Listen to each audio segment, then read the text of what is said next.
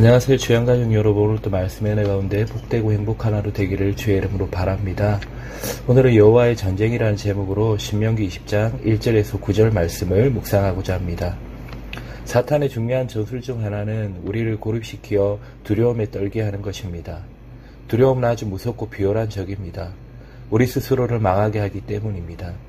우리에게 힘과 능력을 공급해 주시는 하나님의 도우심을 거절하고 받아들이지 않고 고립시키기 때문에 무섭습니다. 그런데 두려움을 이길 수 있는 믿음은 우리 스스로 만들어낼 수 없다는 것이 문제입니다. 믿음은 마음먹기에 달린 것이 아닙니다. 우리 스스로 생산해낼 수 있는 것이 아닙니다. 우리는 필요한 것을 스스로 만들어낼 수 없습니다. 믿음은 또한 도박이 아닙니다. 도박은 세상에 확실한 것이 하나도 없기 때문에 어떻게든 해보자라는 것입니다. 믿음은 정반대입니다. 세상에는 확실한 것이 하나도 없지만 하나님은 확실하다고 믿는 것입니다. 우리와 함께 하시는 하나님은 신실합니다. 믿음은 운에 생명을 거는 것이 아닙니다. 그 무엇도 이길 수 없는 전능하시고 위대하신 하나님이 우리와 함께 하심을 바라볼 때 진정한 믿음이 생겨납니다.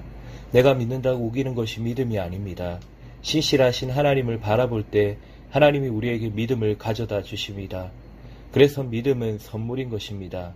믿음은 하나님이 어떤 분이시며 그분이 어떤 일을 행하셨고 그분이 우리를 어떻게 인도하셨는지를 바라볼 때 생겨나는 것입니다. 첫 번째로 우리가 생각할 것은 하나님께서 함께 하시기 때문입니다. 가나안 정복을 눈앞에 둔 이스라엘 민족에게 하나님이 그들 앞에서 떨지 말라고 말씀하셨습니다. 가나안은 약속의 땅이며 정복해야 하는 땅이었습니다. 원주민들은 이스라엘보다 많은 민족과 군대를 보유하고 있었기 때문에 그들 앞에서 떨 수밖에 없었습니다. 이것이 현실이었습니다. 그런데도 하나님은 그들 앞에서 떨지 말라고 하셨습니다. 그들 앞에서 떨지 말아야 할 첫 번째 이유는 하나님이 함께 하시기 때문이고, 두 번째는 그 하나님이 이스라엘 백성들을 애굽으로부터 이끌어내셨기 때문입니다.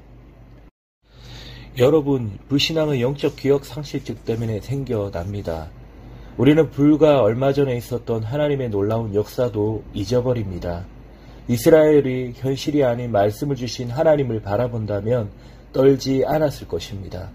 그래서 하나님이 제사장들을 통해서 군인들에게 메시지를 주셨습니다.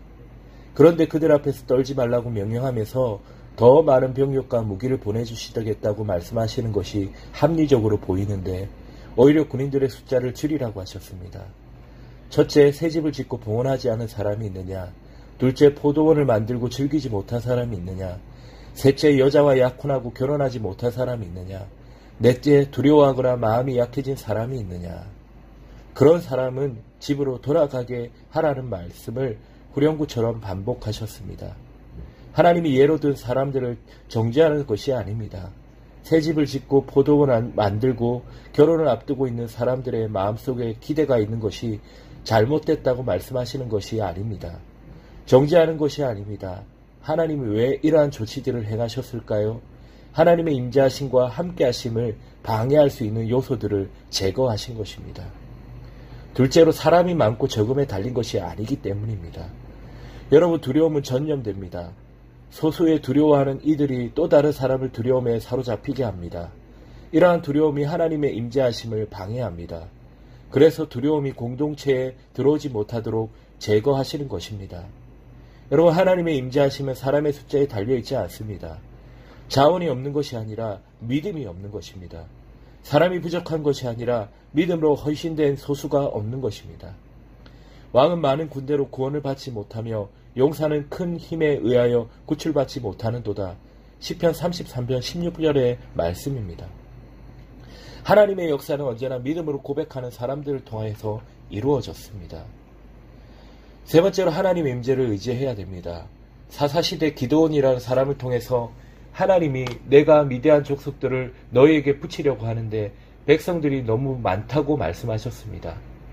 가나안 땅을 정복할 때 주셨던 말씀과 동일한 맥락입니다. 32,000의 군대가 기드온에게 나와왔지만 몇 번의 감축으로 남은 인원은 300명이었습니다. 하나님이 사람들을 구별한 이유는 적은 쪽을 선택하기 위한 것이었습니다. 인원이 너무 많으면 스스로의 힘으로 자신들을 구원했다고 말할 수 있기 때문입니다.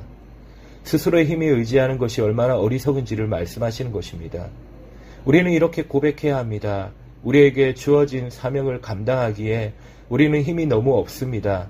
그래서 하나님을 의지할 수밖에 없습니다. 하나님은 이스라엘 백성들의 두려움을 제거하시는 방법으로 군사 숫자를 빼셨습니다.